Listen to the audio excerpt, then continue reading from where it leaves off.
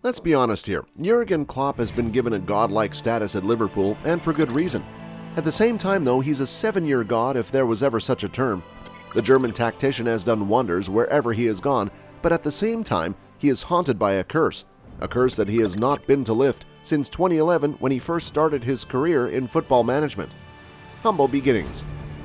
In 2001, Klopp was handed the reins of Mainz, who at that time were languishing in German second division. Mainz were never a very attractive team to watch, but the arrival of Klopp woke up something inside the fabric of the club's being, which we never thought existed.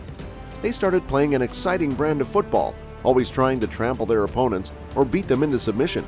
In his first season, Mainz graced Bundesliga football for the first time in their history.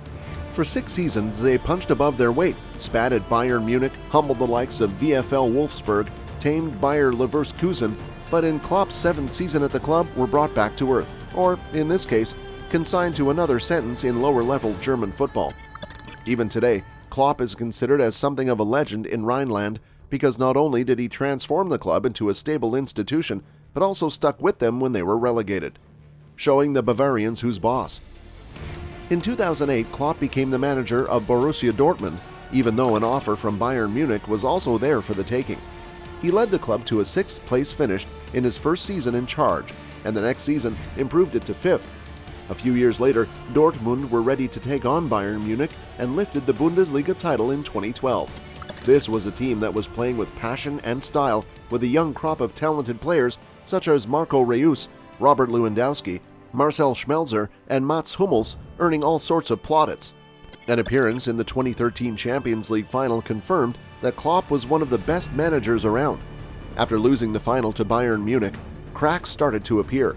Klopp's Dortmund looked very fatigued, largely due to a high-pressing playing philosophy and lack of depth in key areas. Eventually, he resigned from his role in 2015, following a 3-1 defeat to Wolfsburg in the DFB Pokal final. Lightning had struck twice. Klopp was unable to reverse the situation at another club in his 7th year with them. It happened at Mainz, and it happened at Borussia Dortmund. Klopp for the Klopp. In 2015, Klopp decided to become the manager of Liverpool, who had just parted ways with Brendan Rodgers. In his first season at Merseyside, Klopp reached the League Cup final, which they lost to Manchester City on penalties, and then the Europa League final to Seville. Since then, though, he hasn't looked back. Liverpool are now one of the best teams in Europe, have finally ended their Premier League curse, and have won the Champions League as well. Up till the 2021-22 campaign, the Reds were the only side that could stand toe-to-toe with the armada we have come to know as Manchester City. This time around, though, we are getting the feeling that Klopp's infamous 7-year curse is at it again. The Reds have made a terrible start to the 2022-23 campaign and aren't playing with the same verve like the previous season. On top of that, they decided to part ways with Sadio Mane. Remember our previous video where we talked about how Mane's departure has impacted Liverpool's displays? Well, it is kind of true because it has happened before. When Lewandowski left Dortmund for Bayern Munich, it effectively ended Dortmund's era of dominance. Klopp no longer appeared to be a daunting manager he used to be. And it is looking more and more like a similar theme in England, where teams are playing against Liverpool with zero fear. How to lift the curse? Now in his 7th year in charge at Anfield, Klopp is facing some serious issues. Virgil van Dijk is no longer as commanding as he used to be. Alexander Trent-Arnold hasn't been the same since last season, while age is catching up to Jordan Henderson and James Milner. On top of that, Mohamed Salah has struggled since signing a contract extension. The Egyptian was expected to start the new season with a bang, especially following Darwin Núñez's arrival. The Uruguayan has so far struggled, but is expected to settle down soon. In midfield, the club completed a last-minute loan deal for Artur Melo from Juventus.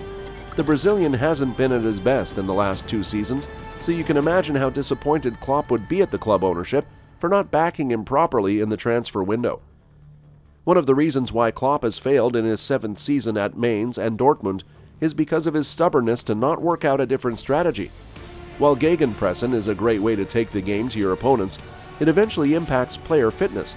Perhaps it would be wise of Klopp to work out a different strategy and even start relying more on the likes of Fabio Carvalho, Harvey Elliott, and other young players. The Reds should be looking into the future now. Salah is unlikely to ever reach the heights of 2019-20, while Roberto Firmino has clearly regressed. Jordan Henderson was the Captain Marvel but is no longer a reliable presence in midfield. Arnold is amazing going forward, but his defensive errors prove that he needs serious competition for a place in the starting 11. Tsimikas has proven to be a handful, and the Greek international is doing a fine job of keeping Andrew Robertson on his toes. Luis Diaz has done very well, and the Colombian knows that his performances have to be up to the scratch because Carvalho is literally knocking on the door. Harvey Elliott plays with the sort of passion which reminds you of a certain former number 8 at the club. But it is in midfield where additions need to be made. Liverpool don't have a lot of depth in the middle of the park. For instance, there is no alternative to Fabinho, while we cannot see anyone stepping in for Thiago Alcantara. Curses come and stay, but what we do know is that there is always a way to lift them.